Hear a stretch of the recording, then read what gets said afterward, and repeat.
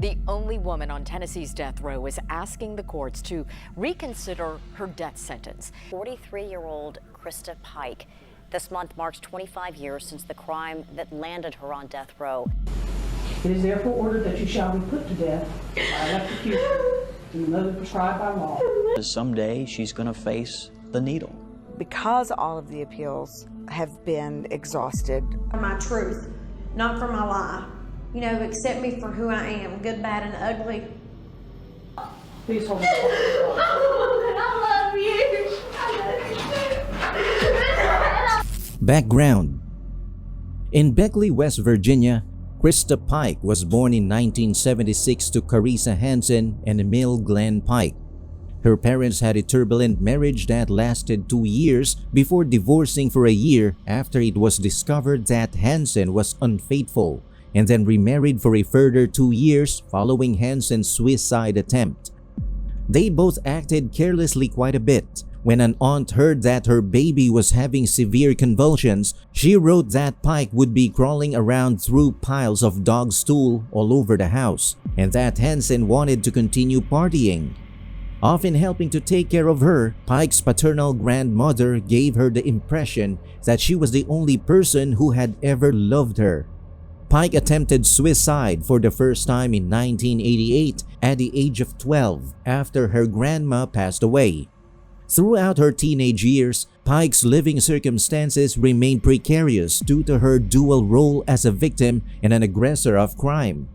After being hit in the face by one of her mother's boyfriends, criminal charges were brought but later settled. One of her younger sisters, who was staying with her father's new family, accused Pike of molesting her, and her father sent her away. Pike further stated that she had been the victim of multiple incidents of molestation or physical attack. However, her friends and relatives cast doubt on these claims, pointing out that Pike is a chronic liar. The only woman on Tennessee's death row is asking the courts to reconsider her death sentence. Krista Pike has tried on 3 separate occasions on both state and federal levels to get off of death row. 43-year-old Krista Pike. This month marks 25 years since the crime that landed her on death row. The only woman on Tennessee's death row is asking for commutation of her sentence. In one instance, Pike and a friend attacked a man who called and threatened to physically attack her in a parking lot with a stick. Despite her early brilliance, her turbulent home life led her to constantly switch schools, which negatively impacted her academic achievement. After spending a year in a juvenile institution in the 10th grade, she developed an interest in the Job Corps, a government initiative that provides employment skills and practical training to underprivileged youngsters. Pike attended the now closed Knoxville, Tennessee Job Corps Center in the fall of 1994. Pike started dating Tedderell Shipp, a man a year her junior. They were interested in the occult and demon worship together. Crime. In the corridors of the Job Corps, where dreams of a better future intermingle with youthful ambitions, a dark tale unfolded. Krista Pike, a student with a volatile heart, harbored a consuming jealousy toward her classmate Colleen Slemmer. The source of her envy, a perceived threat to her relationship, a boyfriend she believed Slemmer was attempting to steal. Friends of Slemmer vehemently denied these accusations, but the seeds of resentment had already taken root. In a chilling scheme, Shadola Peterson and Tedderell Shipp joined Krista Gale Pike to lure Colleen Slemmer to an isolated steam plant near the University of Tennessee. Pretending reconciliation over marijuana, they intended harm. On January 12, 1995, the quartet signed out of their dormitory, their intentions veiled in deceit. As they ventured into the woods, Slemmer remained unsuspecting. But the peaceful facade shattered abruptly. Pike and Shipp pounced on their victim while Peterson stood watch. What followed was a horrifying ordeal, 30 minutes of torment, brutality, and terror. Slemmer's body bore the scars of their rage, a pentagram etched into her chest, her life hanging by a thread. The climax came when Pike wielded a chunk of asphalt, crushing Slemmer's skull. Demise claimed her, leaving behind a gruesome scene. Pike, however, kept a macabre souvenir, a piece of Slemmer's skull, a grotesque token of her malevolence. Word spread like wildfire. Pike flaunted her grisly trophy within the school's walls. Within 36 hours, the trio faced arrest. The logbook revealed their departure together, but only 3 returned. Detectives discovered the fragment of skull concealed in Pike's jacket pocket. Her confession followed, an admission of torture and slaying. Yet, Pike maintained that fear had driven them, spiraling out of control. The courtroom drama unfolded, evidence stacked against Pike, bolstered by her own words. She faced charges of first-degree slaying and conspiracy. On March 22, 1996, the jury's swift deliberation rendered a verdict, guilty on both counts. Pike's fate was sealed, demised by electrocution for the slaying and 25 years in prison for the conspiracy. Shipp received a life sentence, while Peterson, turned informant, escaped with probation for his role as an accessory after the fact. Appeals of conviction. After being found guilty, Pike initiated an appeal for her conviction in the Tennessee state courts.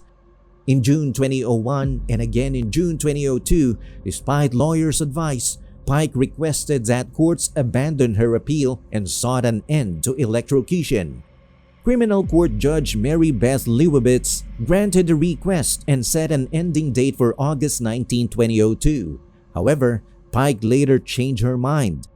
On July 8, 2002, defense lawyers filed a motion to continue the appeal process, which was ultimately denied. Subsequently, on August 2, 2002, a 3-judge state appeals court panel ruled in favor of continuing the proceedings, preventing the ending. In December 2008, Pike's latest request for a new trial was denied, and she was returned to Demise Row. Shipp and Shadala Peterson were charged in the 1995 death of Colleen Slimmer.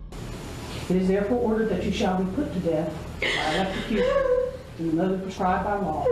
Krista Pike has tried on 3 separate occasions on both state and federal levels to get off of death row. Please hold I love you. Mr. Bates, Can I please have my mom before I... This denial exhausted Pike's allowed appeals under the rules and procedures of the state of Tennessee's criminal justice system. In May 2014, Pike's legal team filed an appeal in the federal court system. They sought to commute her sentence from demise to imprisonment based on several grounds: ineffective assistance of counsel, Pike's mental illness, and the unconstitutionality of capital punishment as administered in Tennessee. U.S. District Judge Harry S. Mattis Jr. issued a 61-page ruling on March 11, 2016, rejecting all grounds and denying the requested commutation. Subsequently, on August 22, 2019, the 3-judge United States Court of Appeals for the 6th Circuit panel unanimously upheld the lower court ruling, denying relief after considering the same appeal presented by Pike's lawyers on October 1, 2018. Legal journey. Pike was subsequently convicted of attempted first-degree slaying in August 2004. Despite suspicions of Cornett's involvement, the Tennessee Department of Corrections investigators deemed there was insufficient evidence to charge her in connection with the attack. Years later, in March 2012, details emerged of Pike's involvement in an escape plot from prison. Pike established a correspondence with Donald Kohut, a man from New Jersey who proposed a plan for her escape. Kohut, along with Corrections Officer Justin Heflin, conspired to aid Pike's escape in exchange for cash and gifts. The plan involved creating a duplicate prison key, but it was thwarted before it could be executed.